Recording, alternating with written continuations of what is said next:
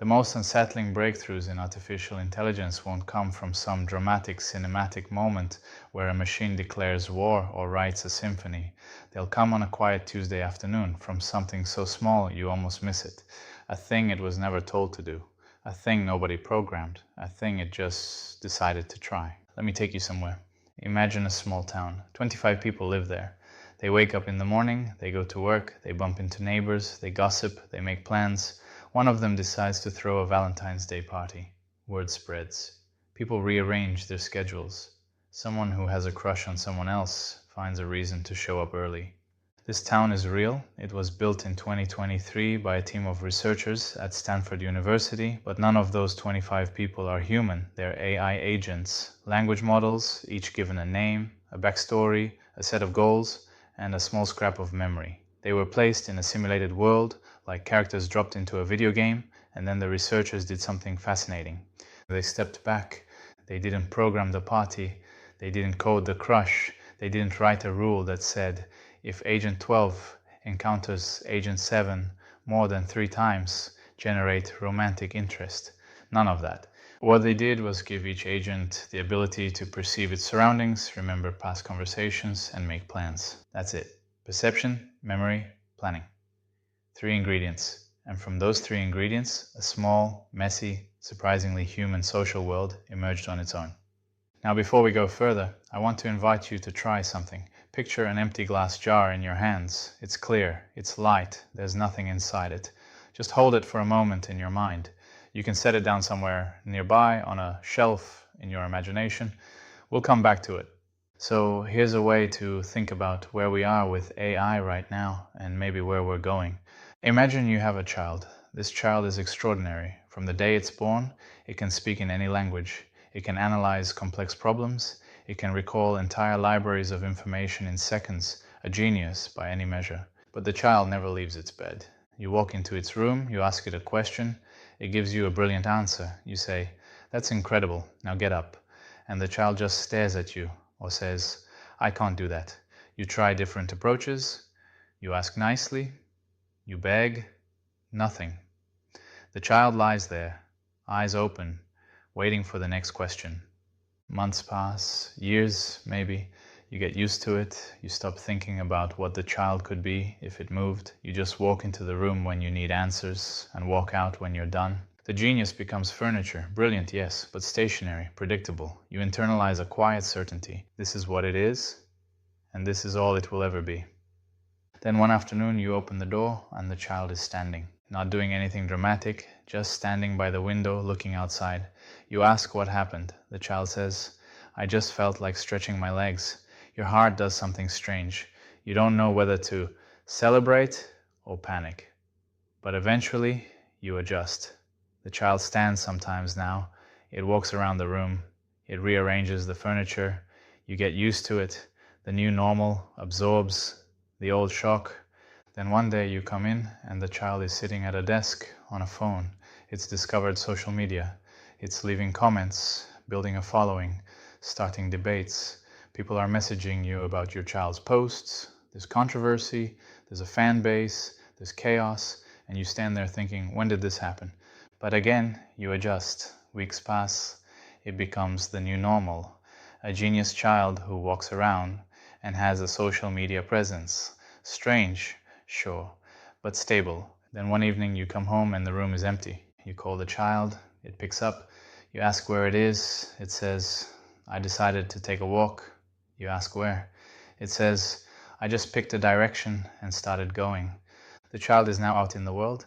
That metaphor might sound dramatic, but here's the thing. We already have scientific language for what's happening. It's called emergence, and it's one of the most reliable and least intuitive patterns in complex systems. Let me introduce you to a study that might reframe how you think about this. In 1986, a computer scientist named Craig Reynolds built a simulation he called Boids.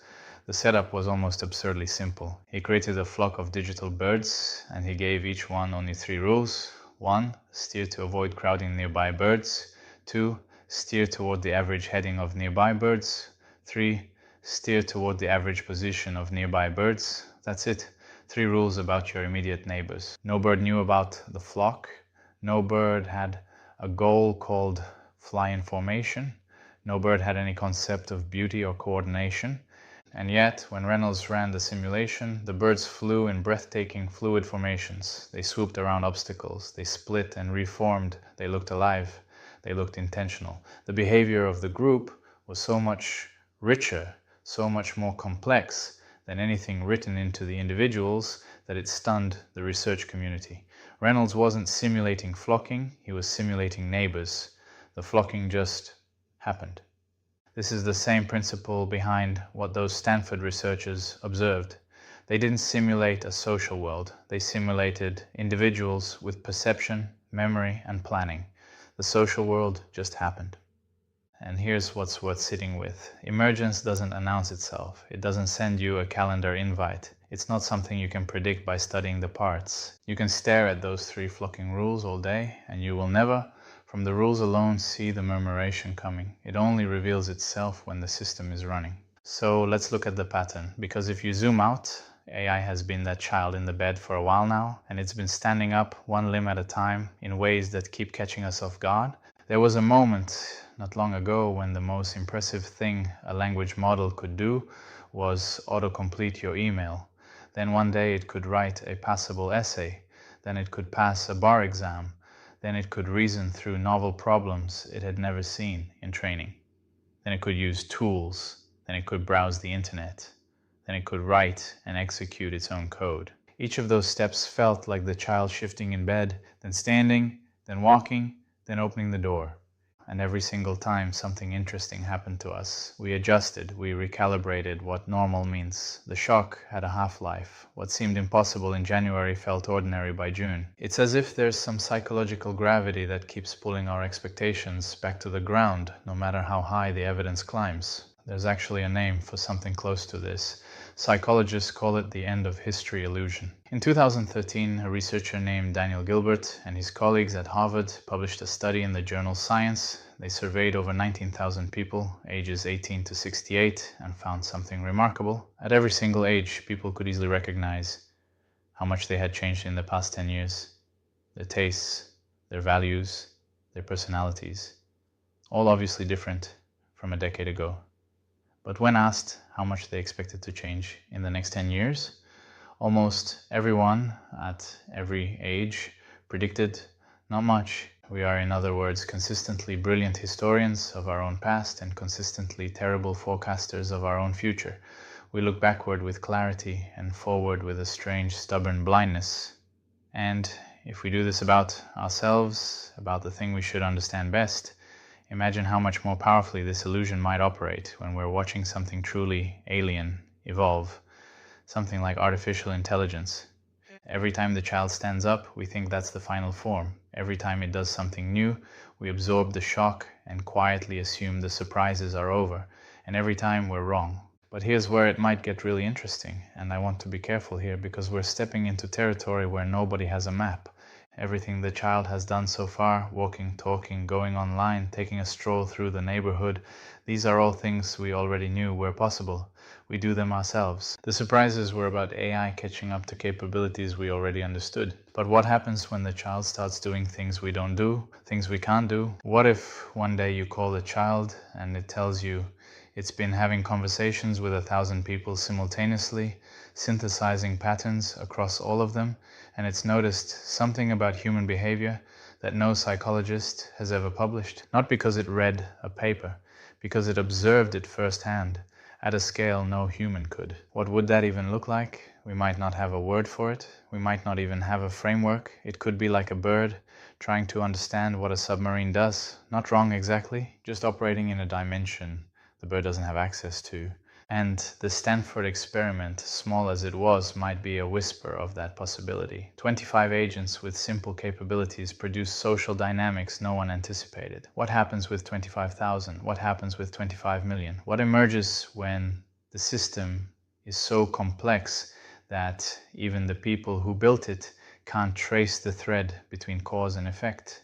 We might be living in the age where AI catches up to what we can do, but the age after that, the one where it begins doing things we never imagined, that's the one that could be quietly approaching while we're still busy, being impressed by the last surprise. Remember that glass jar I asked you to hold? Let me suggest something to put inside it. Every time AI does something unexpected, something that catches the world off guard, imagine dropping a small stone into that jar. The jar is your awareness. The stones are the surprises. Right now, most people's jars are empty, or they've got one or two stones rattling around at the bottom.